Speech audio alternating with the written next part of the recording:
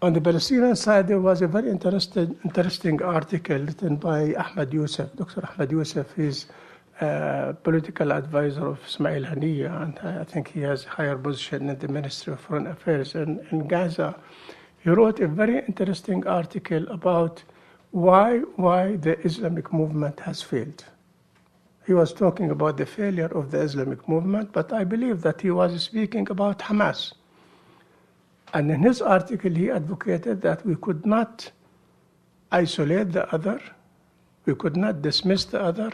We have to understand that without working with the other and being integrated with the other, we cannot succeed. And he mentioned the Turkish example and how the Islamic movement is behaving in Turkey. And if you read the article, it's very clear that he's telling Hamas, stop, you are going in the wrong direction. You must realize and understand that you can only survive if you become part and partner in the Palestinian leadership.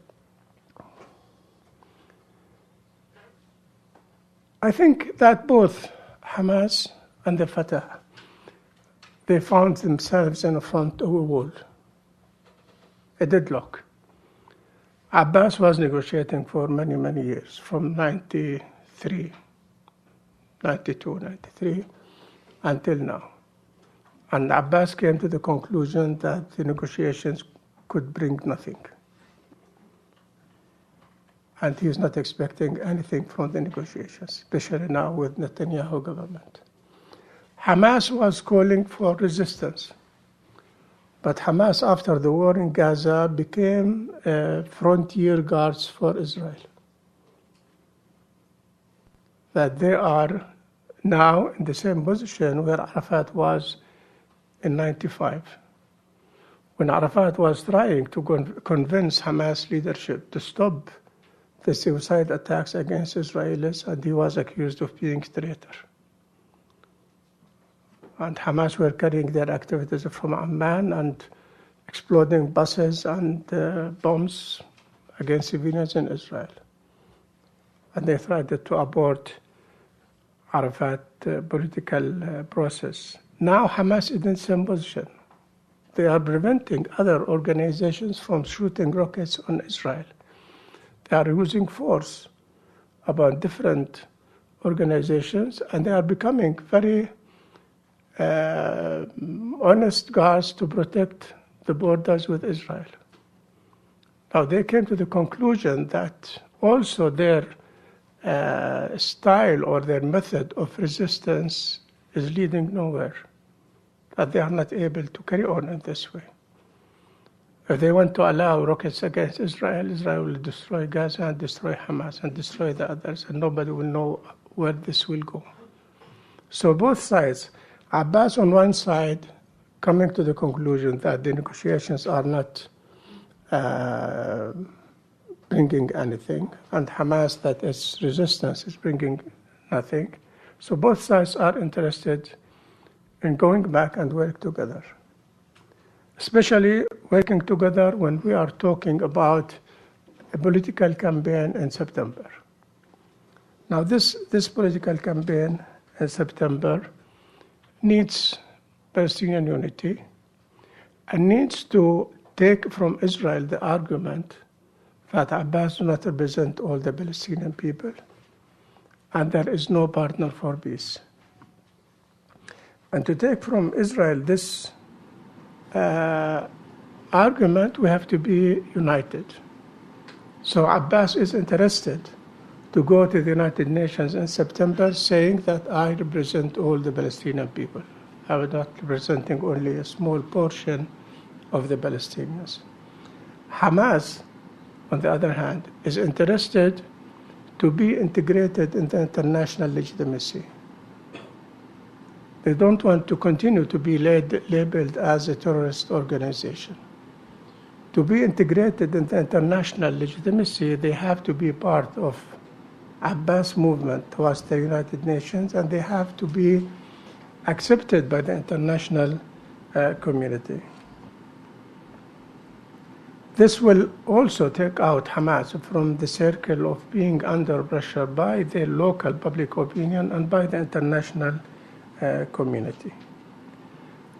In addition to these considerations, I think all of us agree on the Palestinian side that the only party which enjoys the fruits and the results of the division on the Palestinian side is Israel.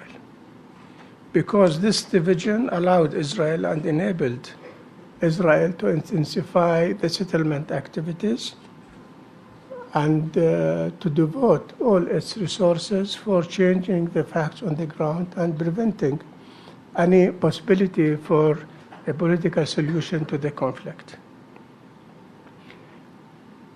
When we look at the statements coming from the side of Israel and the threats of Netanyahu against Abbas, we can realize and understand that the division was really a very strategic achievement for Israel. It released Israel from doing anything vis-a-vis the negotiating process, allowed Israel to intensify settlement activities, and to escape from the international pressure on Israel to do something in regard to the political activities.